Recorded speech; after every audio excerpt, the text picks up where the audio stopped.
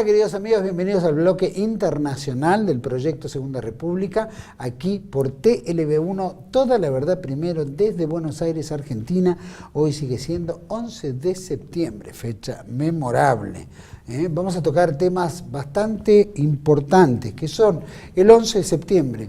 ¿Qué pasó varios 11 de septiembre? Vamos a ir sobre este tema. También el tema de la corrupción, tanto que alberga o toca a los empresarios, a los funcionarios, todos estos que se apropian del dinero ajeno, especialmente el dinero de los pueblos. También vamos a presentar a un gran nacionalista boliviano, que también forma parte de lo que es este proyecto Segunda República, pero que también rememora a un grande de Bolivia, que se llama Oscar Unzaga de la Vega. ¿Ustedes saben quién es? Vamos a tocar un poquito de este tema. Por supuesto, los que quieran colaborar con TLB1 lo pueden hacer a través de nuestra página web. Si no, les vamos a poner un enlace abajo. Para los que quieran colaborar, que estén en el exterior, pueden hacerlo a través de nuestra página web www.proyectosegundarepublica.com.ar. El menú de opciones, seguramente aquí está en pesos. Si usted está en Europa, puede poner 1.000 euros o 500 euros. Tómelo como si fueran dólares o euros. Tómelo en dólares, aceptamos todo. No tenemos problemas con eso. De verdad, puede hacerlo ayudándonos porque llevamos la buena nueva que es esta tercera posición del proyecto Segunda República. También están los cursos de CEPA, los invitamos a ver esto. Bienvenidos a CEPA, Centro de Estudios del Pensamiento Americano. Nuevo sitio web de cursos de formación en política, filosofía, historia, literatura, geopolítica, religión, psicología y más. Cursos de formación que reflejan el verdadero pensamiento americano. Lo invitamos a elegir el curso de su agrado ingresando en www.cepa.la. Bueno, ya saben, los esperamos a todos en CEPA y también en colaborar con el proyecto Segunda República. Bueno, 11 de septiembre, no solo el Día del Maestro simboliza para los argentinos, sino que tiene otras connotaciones ocurridas 11 de septiembre en diferentes épocas. Adrián. Sí, empecemos igual deseándole un feliz Día del Maestro a los maestros argentinos, porque solamente es el Día del Maestro en la República Argentina, porque recuerda, no sé si la muerte, el nacimiento de Domingo Faustino Sarmiento. Domingo Faustino Sarmiento, nefasto. Preferimos no opinar sobre ese personaje, pero loco, es el Día del Maestro. Loco le decían. El loco, San Juanino. Pero San bueno, Juanino. Día del Maestro en la República Argentina. Pero vamos a recordar otros 11 de septiembre, como bien dijo Juan Manuel. Empecemos por el 11 de septiembre de hace exactamente 45 años. 1973, en la República Hermana de Chile, estaba un presidente que había surgido, casi el único caso en la historia donde un comunista fue elegido por votación popular, Salvador Allende, de la Unidad Popular, que era una suerte de alianza, que incluía al Partido Comunista, a los socialistas, a los radicales, a toda la izquierda. Lo acompañaban Allende también en esta gestión, especialmente en este triunfo electoral, otros líderes como Altamirano, Volodya Teitelbaum, otro dirigente de la izquierda chilena, pero claro, despertó las iras del entonces presidente de los Estados Unidos, Richard Milhous Nixon, y de su secretario de Estado, el muy conocido Henry Kissinger, y de la CIA, y le dieron manija a todos los partidos pro Estados Unidos que estaban en Chile, el Partido Nacional, la Democracia Cristiana, etcétera, etcétera. Trataron de hacer con algunos militares afines a ellos el tanquetazo. ¿Qué fue el tanquetazo? El 29 de junio de 1973 trataron de hacer un golpe de Estado, ahí se incorpora Pinochet, pero no le salió bien. Sin embargo, era un paralelo con la Argentina. 29 de junio de 1973 no tuvo éxito, pero sí tuvieron éxito el 11 de septiembre de 1973. Parecido a la Argentina en las fechas, donde hubo un pregolpe contra el general Perón el 16 de junio de 1955, que fue el mayor ataque terrorista que dejó 500 muertos en la Plaza de Mayo. Fracasó, pero después sí tuvieron éxito otro día de septiembre, el 16 de septiembre de 1955, un día trágico en la historia de la República Argentina. Y paralelamente, de la misma forma que la aviación naval argentina, al servicio de Gran Bretaña, bombardeó la Plaza de Mayo, también el general Augusto Pinochet bombardeó la Casa de Moneda, que es la sede del gobierno de la República de Chile. Debo admitir que aunque nosotros estamos en las antípodas del comunismo, la forma como lo abordó el señor Salvador Allende lo hizo con honor. Murió peleando, murió con la última foto que se tenía de él con un casco y una ametralladora peleando, por supuesto que fue muerto. No ensalzamos a Allende, a lo sumo ensalzamos a los hombres de coraje, a los hombres de valor. No olvidemos que Salvador Allende, su abuelo Ramón Allende Padín, fue gran maestro de la masonería chilena. Y su papá también, el homónimo Salvador Allende, también fue masón. Y lo más probable es que él también lo haya sido. Pero recordémoslo, 11 de septiembre de 1973, esta tragedia golpeó a la República de Chile. Como siempre, pedalean por izquierda los comunistas para justificar el golpe por derecha, si lo sabremos nosotros. Y también ayer, creo que esto también, ya que estamos hablando de Chile, quisiera recordar y pediría si pueden poner en pantalla la imagen número 0. Ahí está. El señor que ustedes ven ahí, ayer hubiera cumplido 101 años. Es el aniversario del nacimiento de un gran chileno que tuve el gusto y el honor de conocer y de trabajar mancomunadamente con él. Don Miguel Serrano Fernández, diplomático, poeta, escritor, investigador, explorador y místico, discípulo de Carl Gustav Jung, amigo personal de Hermann Hesse, de Indira Gandhi, de Savitri Devi. Una de sus obras, Las visitas de la reina de Saba, fue la única obra para la cual Carl Jung le escribió un prólogo.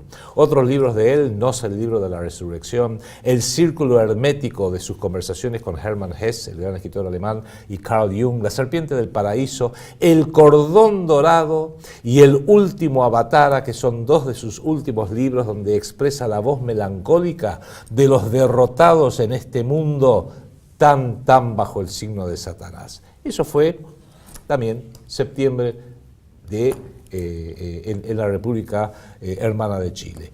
Otro aniversario del 11 de septiembre, pero hace 77 años.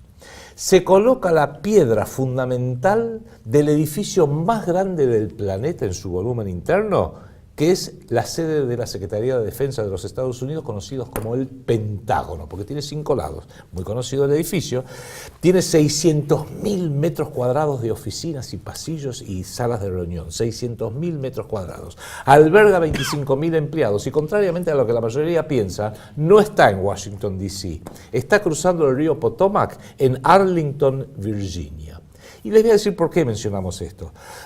Este edificio, esta piedra fundamental, se colocó el 11 de septiembre de 1941, plena Segunda Guerra Mundial. Todavía Estados Unidos no había entrado, porque todavía no había venido lo de Pearl Harbor, pero de hecho estaba en la guerra apoyando a Gran Bretaña, Canadá, etcétera, etcétera.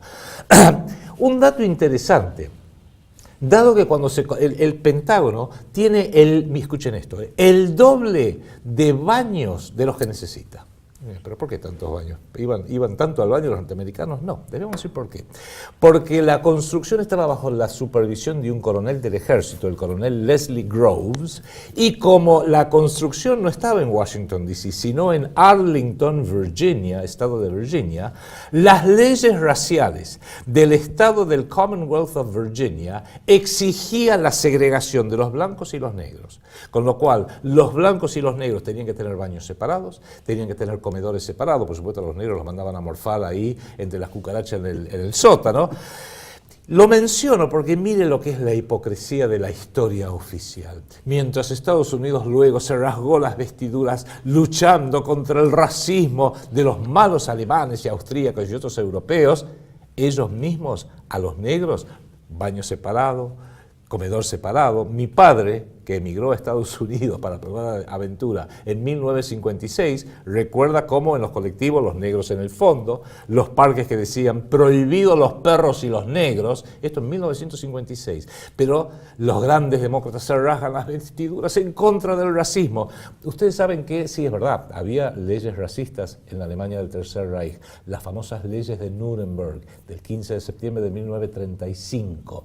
¿Saben en qué se basó, entre otras cosas? En la jurisprudencia y antecedentes judiciales de el sistema del apartheid británico en Sudáfrica, el sistema colonialista británico en la India y las constituciones estaduales de Virginia, Carolina del Sur, Georgia, Arkansas, Mississippi y Alabama, porque eran antecedentes de cómo instrumentar leyes de segregación y de discriminación racial, lo cual fue terrible, gracias a Dios que ya no existe más.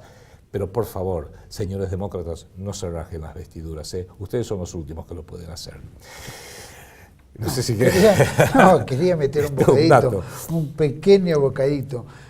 Bueno, no nos olvidemos que los temas raciales que se superaron, creo que en el año 63 con Martin Luther King, sí, y con el gobierno de John Kennedy, esta historia siguió del racismo en Sudáfrica, que fue hasta el apartheid, ¿no? Hasta los años 86 o 87. Más o menos. O sea que vivimos casi recientemente una segregación racial extraordinaria, ¿no es cierto? Que parece y que deja a la Alemania como una cuestión anecdotaria, ¿no? Histórica, y también hay que ubicarse en el momento histórico. Uno no puede juzgar los años 30 y 40 por los paradigmas del 2018. Sería como decir, voy a juzgar la moralidad de la Revolución Francesa viéndola desde acá. Pero eso fue en 1789, hombre, era otro mundo. Pero claro, los grandes demócratas no hacen historia, hacen política, propaganda política. Hay que saber distinguir entre las dos. Lo curioso es que cuando uno visita la ciudad de Washington, que es graciosa. ¿Vos viviste ahí? Yo viví varios años en Washington. Uno visita el monumento a Nixon, a Lincoln, sí. o a Jefferson, y existen estas lápidas a los costados donde habla del hombre, la libertad del hombre, el pensamiento, la igualdad, todo lo del pasado. Somos todos iguales, pero vos, negrito, pero los negros no. Andá a usar el otro baño del sótano. Pero se llenan la boca con esos grandes dichos y realmente fantásticos.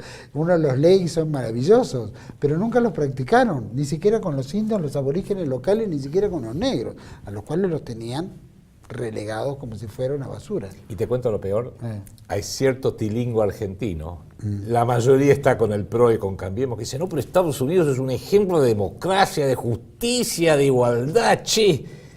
Empiecen a leer un poquito de historia. Increíble. Y vamos a hablar del otro, el tercero y el último y el más importante 11 de septiembre, que hoy se cumplen exactamente 17 años, el 11 de septiembre del 2001, que fue ese terrible atentado. Y no vamos a hacer muchos comentarios, sino que vamos a pasar, con algunos agregados que le hicimos, un video que hizo un gran amigo mío, norteamericano que vive en Japón, que me ha hecho varias entrevistas a lo largo de los años, James Corbett, que tiene un informe que se llama The Corbett Report, un hombre muy lúcido, que preparó una síntesis. Aquellos que hablan de teorías conspirativas respecto del 11 de septiembre y otras cosas, escuchen esto porque describe a la teoría conspirativa más imbécil de la historia moderna, pero que lamentablemente el grueso del mundo o la cree, o se le enchufan de prepo en el cerebro con un RAM plug y un martillo para que usted la crea sí o sí. ¿Podemos ver el video, por favor? En la mañana del 11 de septiembre de 2001, 19 hombres armados con cúters, dirigidos por un hombre en diálisis en una cueva al otro lado del mundo, usando un teléfono por satélite y un portátil, perpetraron la penetración más sofisticada del espacio aéreo mejor defendido del mundo, superando a los pasajeros y los pilotos con entrenamiento militar en combate de 4 aviones comerciales antes de apartarlos mucho de su curso durante más de una hora sin ser molestados por un solo caza. Estos 19 secuestradores, devotos religiosos fundamentalistas que beben alcohol, snifan cocaína y viven con strippers de pelo rosa, consiguieron derribar 3 edificios con 2 aviones en Nueva York, mientras en Washington un piloto que no sabía manejar un Cessna de un solo motor logró maniobrar un 757 en una espiral descendiente de 8.000 pies y 270 grados para terminar a exacto nivel de suelo, impactando contra el Pentágono justo en la oficina del analista de presupuesto donde el Departamento de Defensa estaba trabajando en el misterio de los 2,3 billones de dólares que el secretario de Defensa Donald Rumsfeld había declarado perdidos de los cofres del Pentágono en una conferencia de prensa el día anterior, 10 de septiembre de 2001. Afortunadamente, los presentadores de televisión supieron quién lo había hecho en minutos. Osama Bin Laden. Los expertos en horas. Osama Bin Laden. Y la administración a lo largo del día. Terrorists who committed these acts and those who harbored them. Y las pruebas cayeron literalmente en las manos del FBI. That a hijacker's passport was found blocks from the World Trade Center crash site, if you can believe that. Pero por alguna razón un grupo de locos teóricos de la conspiración reclamaron una investigación sobre el mayor ataque en el suelo americano de la historia. La investigación fue retrasada, subfinanciada, predestinada a fallar, un conflicto de intereses y una tapadera de principio a fin. Fue basada en testimonios obtenidos bajo tortura, cuyos registros se destruyeron.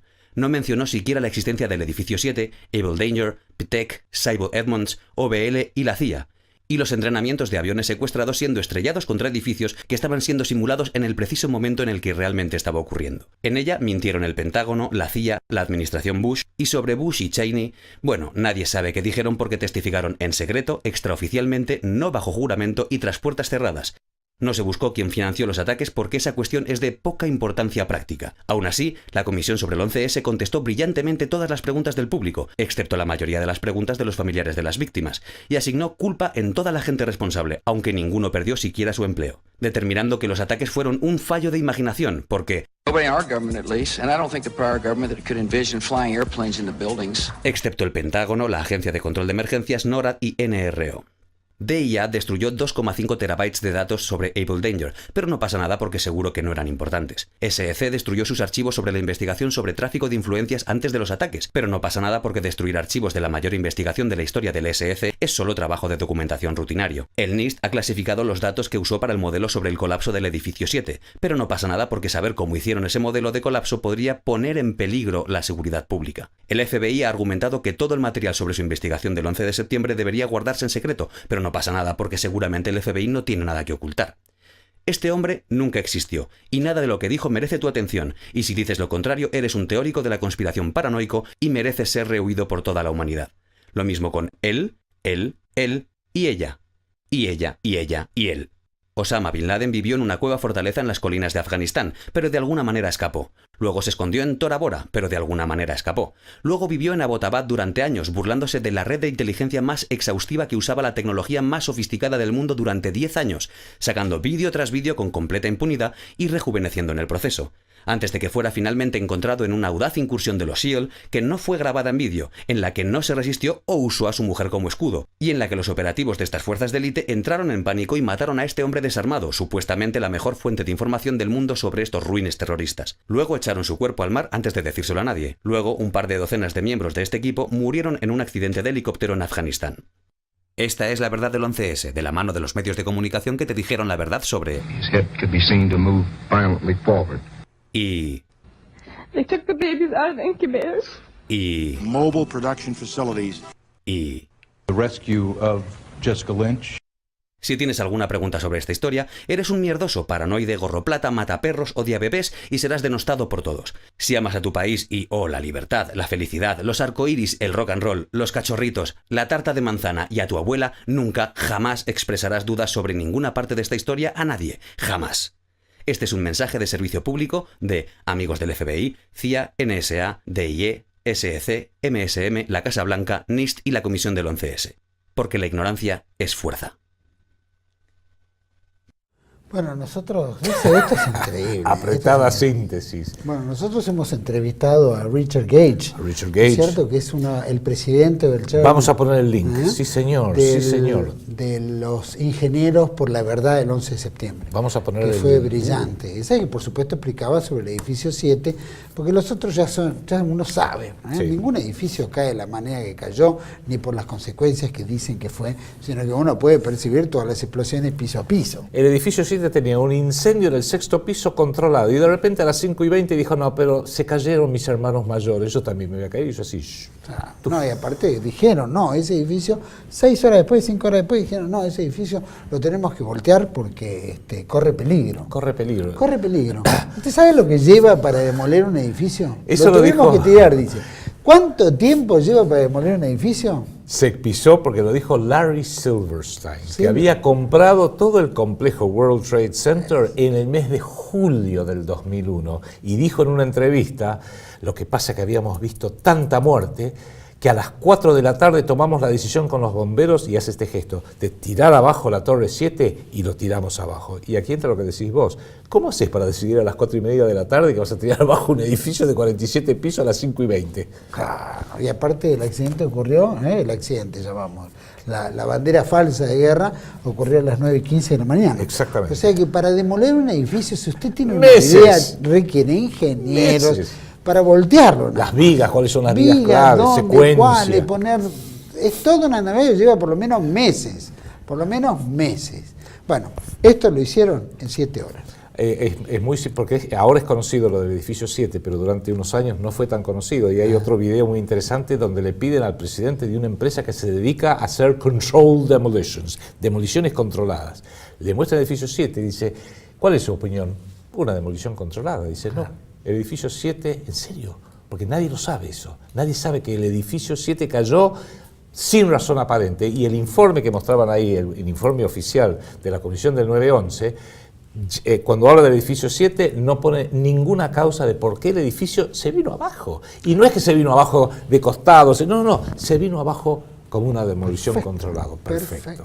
Por eso, ¿cuál es la razón que cuando volvemos a rememorar esto, y sé que esto lo hemos usado en alguna otra oportunidad de este video, no se crea todo lo que le dicen los gobiernos, aunque sea el poderoso gobierno de los Estados Unidos, y mucho más importante, no se crea todo lo que le dicen los grandes medios. Cuanto más grande y más prestigioso, créale menos. La BBC, The New York Times, el Washington Post, La Nación, Clarín, o Mercurio, o Globo. Mire, caso de la BBC, porque ese día hubo una compleja escenificación.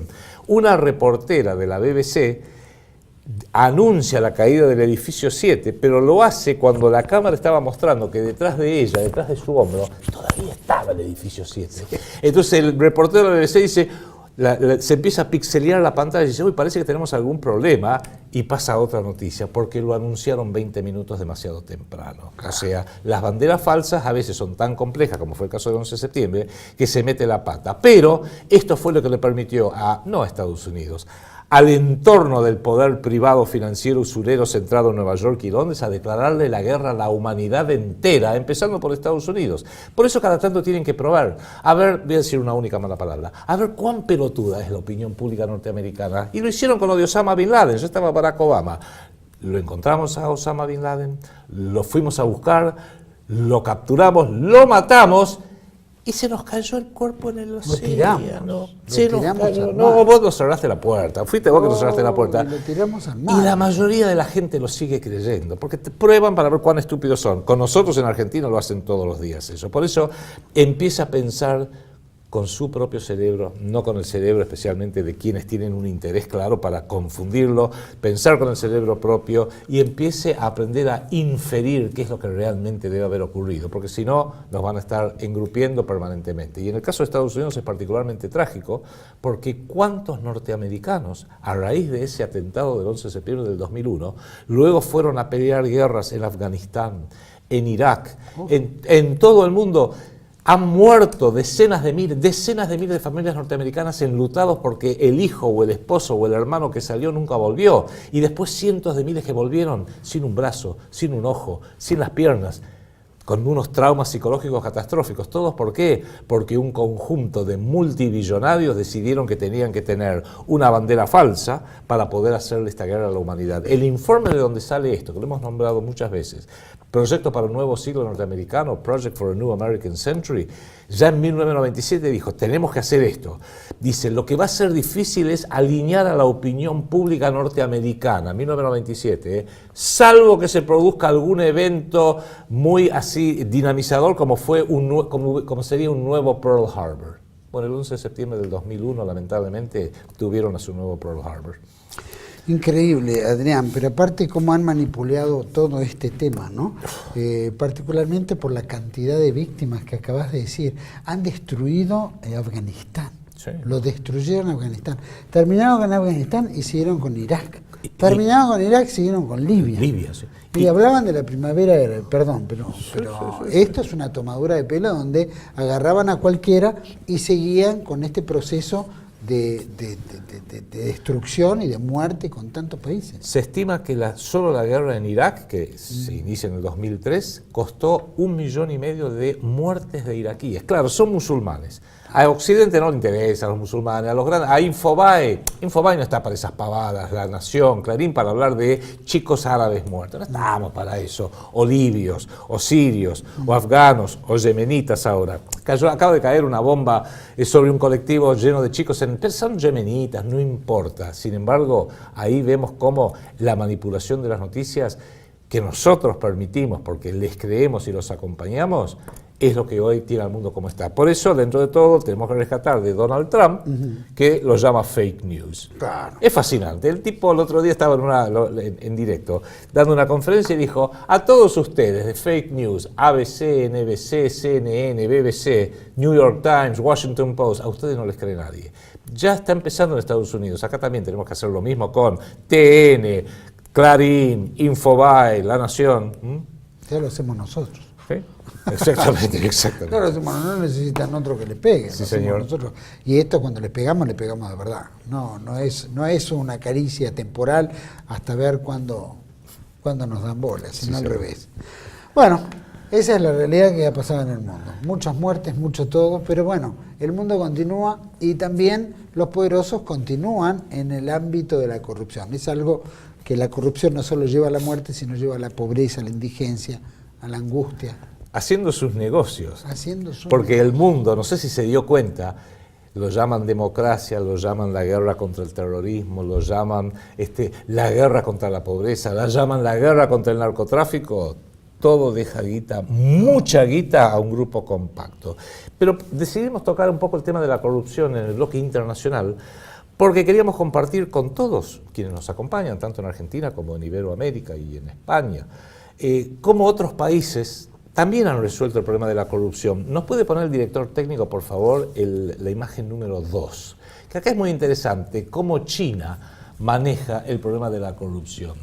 Creo que dice 26 políticos chinos que han sido condenados por corrupción, los van a fusilar, les van a pegar un tiro en la nuca. Me pareció muy eficiente, muy rotundo, no hay forma que puedan volver a la política, no corres el riesgo de que, nosotros hoy corremos el riesgo de otro gobierno que los libere. Claro. No, vuelve a la política. Fíjate Vuelve a vos, ser candidato. Carlos Menem, un corrupto máximo y no se termina de morir nunca. Cristina, capaz que la tenemos de vuelta como candidata. En cambio, el método chino no falla jamás, no falla jamás. Y también, menos sarcástico, un poco más en serio, para ir a las raíces nuestras, escuchen este video, el ejemplo de Simón Bolívar. Por favor, pónganlo también.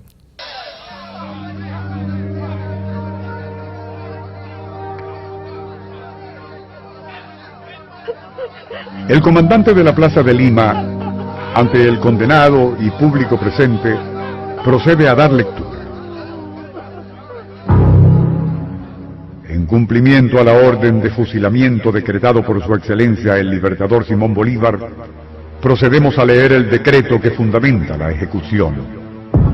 Aplicación de la pena capital a los funcionarios que hayan tomado dinero de los fondos públicos, teniendo presente, primero, que una de las principales causas de los desastres en que se ha visto envuelta la República ha sido la escandalosa dilapidación de sus fondos por algunos funcionarios. Segundo, que el único medio de extirpar radicalmente este desorden es dictar medidas fuertes y extraordinarias. He venido en decretar y decreto. Artículo primero. Todo funcionario público a quien se le convenciere de haber malversado o tomado por sí de los fondos públicos de más de 10 pesos queda sujeto a la pena capital. Artículo segundo. Los jueces a quienes, según la ley, compete este juicio, que en su caso no procedieren conforme a este decreto, serán condenados a la misma pena capital. Artículo tercero. Todo individuo puede acusar a los funcionarios públicos del delito que indica el artículo primero. Artículo cuarto. Se fijará este decreto en todas las oficinas de la República. Imprímase, publíquese y circúlese, dado en el Palacio Dictatorial de Lima el 12 de enero de 1824. Simón Bolívar.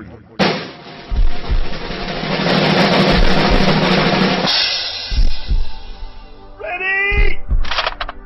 Aim! Fire!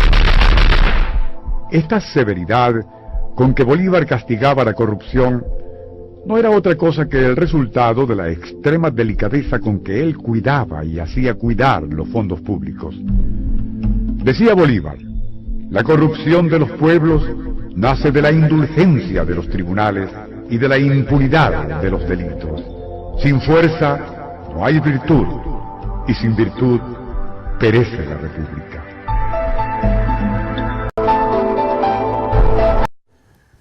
Ya sé que pasó mucho tiempo, 1824, menos de 2 siglos, mucho tiempo, pero no tanto, no tanto.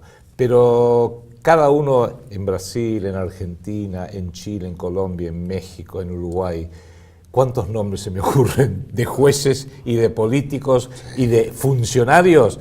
En Argentina, un Menem, un De la Rúa, un Cavallo, jueces, Ollarvid. ¿Cuántos uno diría, ojalá viniera un Simón Bolívar, un auténtico gaucho iberoamericano a poner orden? Y si uno pone orden sacándose a estos buitres, a estos vampiros, a estos parásitos, aplicándole todo el rigor de la ley, va a ver cómo nuestros países se ordenan solos. Argentina, la Banda Oriental, Chile, Paraguay, Bolivia, Perú, Colombia, Ecuador, México, solitos. Brasil, otro país de una corrupción enorme. Todo se ordena, porque los pueblos básicamente son trabajadores, los pueblos básicamente quieren el fruto de su trabajo y quieren la felicidad de sus familias y quieren poder mirarse al espejo y sentir el orgullo de ser argentino, brasileño, colombiano, mexicano, chileno o boliviano. Pero, claro, estamos copados, nuestras naciones están ocupadas por los peores elementos. ¿Por qué? Porque son los que llegan arriba de todo para gobernarnos. Todos sabemos que la basura, por no decir otra palabra fea, flota. El 80% de la clase política es ladrona. Sí. El 80% de la clase política es ladrona. Aquí y en todos los países que acaba de mencionar Adrián. Yo creo que no ha habido castigos ejemplares. Si hubiera castigos ejemplares, se corregiría la sociedad. Porque como somos sociedades, somos como animales de costumbre. En cuanto se impone cierto rigor de la ley, el rigor de la ley se cumple. Y si no se cumple, se aplica la pena capital. Porque el hecho de robar fondos públicos genera pobreza en muchos, genera decadencia, genera miseria y genera muerte y abandono. Entonces, esas leyes que hoy parecieran como que fueran una cuestión surrealista o de otras décadas, ¿no?, de otras épocas del mundo, deberían volver a tener vigencia.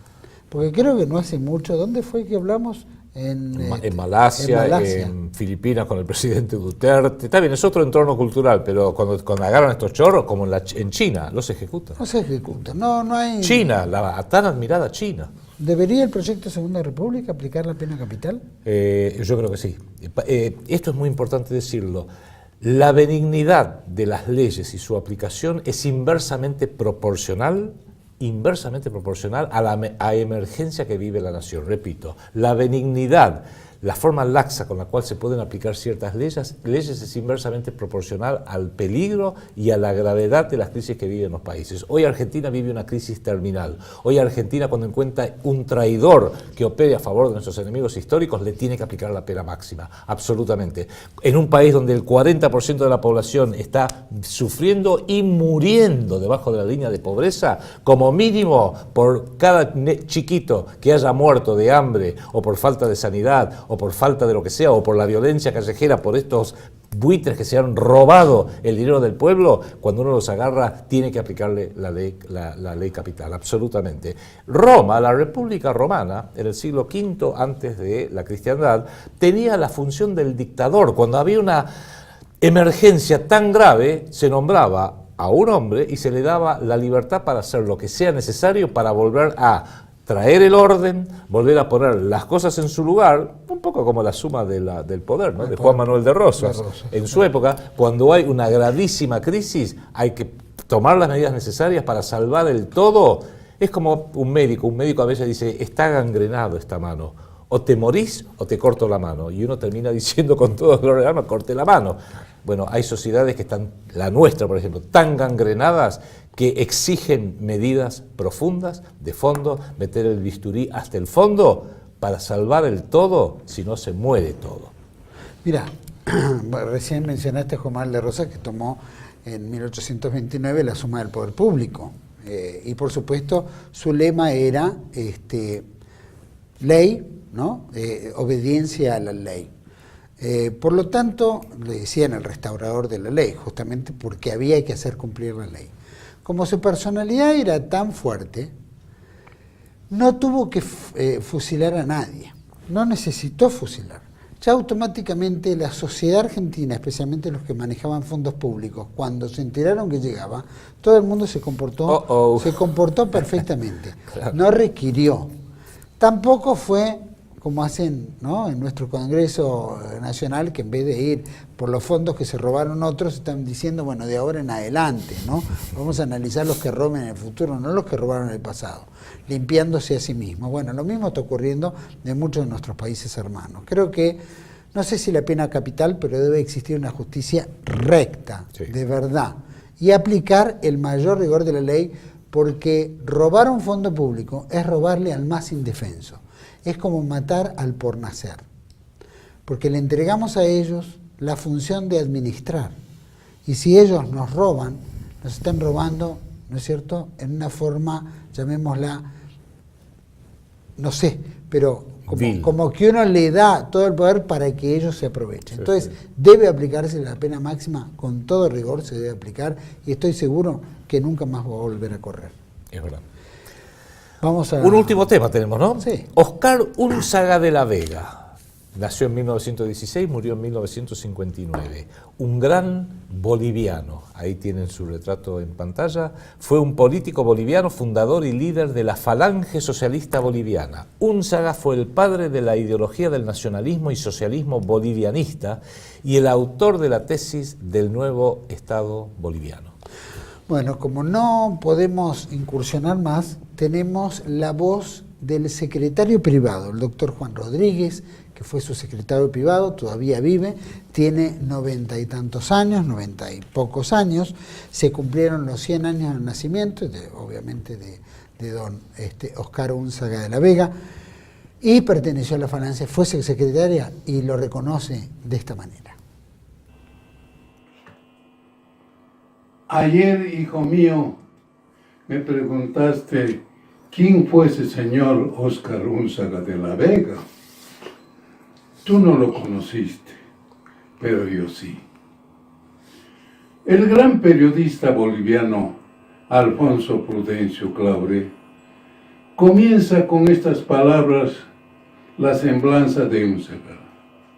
Yo me adhiero a ellas de manera plena. Era una persona íntegra en todo el sentido de la palabra. Amaba la lucha y el trabajo. Soñó con una Bolivia digna. Su gran convicción es que no había pueblos chicos para patrias grandes. Tenía el don de la palabra. Era orador por naturaleza y supo inculcarnos a sus seguidores la búsqueda de un país basado en la trilogía Dios, patria y hogar. Durante el tiempo que tuve el honor y privilegio de acompañarlo como secretario privado, asumí que la patria está por encima de cualquier mezquindad o interés sectario. Unzaga hizo suyas las palabras que Monseñor Tomás Aspe, obispo de Cochabamba, dirigía a los militares bolivianos que ingresaban al Chaco para defender la integridad territorial. No hay nada mejor que ver al hombre de rodillas ante Dios para adorarlo y de pie firme delante del altar de la patria para defenderla. Primero Dios, después la patria, fue su lema de vida. Fue un perpetuo luchador. Solía decir que incluso la muerte debía ser un acto de devoción y servicio a la patria. Me hubiera gustado que lo conocieras. Era afectuoso y sencillo. Amaba la naturaleza y la poesía. Y pocos como él cantaron a la juventud. La Universidad Boliviana lo declaró maestro de la juventud. Por tu servicio a Bolivia, por tu integridad personal, por tu vida al servicio de la patria y por todas tus enseñanzas, yo te saludo, camarada jefe, allá en la eternidad, con el saludo que fue tu divisa. ¡Por Bolivia! Precioso. Hermosa palabra. Precioso, emocionante. Esto le queremos agradecer al licenciado Juan Rodríguez, que es miembro del proyecto Segunda República de Bolivia, que agradecemos mucho este envío, porque la verdad que nos levanta el ánimo, sabiendo de que todavía lo que hay en el nacionalismo boliviano, que hoy está tan distorsionado con estos grupos aborígenes y digamos, meollo que se está armando a través del presidente Evo Morales, que tal vez con sus buenos o sus malos hábitos, no responde a lo que es el verdadero nacionalismo al cual aspiramos tantos argentinos como chilenos, como uruguayos, como venezolanos, como colombianos o ecuatorianos y peruanos. O sea, este sentimiento de palabra que acaba de mencionar el doctor Rodríguez nos aúna como hermanos hispanoamericanos, nos aúna en un mismo concepto de Dios y patria. Y probablemente si en nuestros países gobernaran hombres como Oscar Unzala de la Vega o como tantos otros que han regido los destinos o han luchado por los países y por los pueblos, la verdad que debería haber habido una unión iberoamericana indestructible. No estaríamos viviendo lo que estamos viviendo el hoy. Pero los apetitos de la sinarquía internacional, del sionismo, del liberalismo y del marxismo han logrado quebrantar todos estos espíritus de nobleza, de unidad, de proyección hacia el futuro y de defensa soberana y popular. Una pena. Perfecto. Amén. Bueno, ha sido muy bueno. Sí, Nos acercamos a todos. Semana que viene. Los agradecemos por habernos acompañado. Por supuesto a Gladys Faust en la locución, Adrián Salvucci, muchísimas gracias. A todos ustedes los esperamos en otra entrega de Proyecto Segunda República Internacional aquí por TLV1, toda la verdad primero. Viva la América, viva la patria, viva nuestra fe. Hasta pronto. Proyecto Segunda República. No somos la oposición. Somos la resistencia. Una idea cuyo tiempo ha llegado.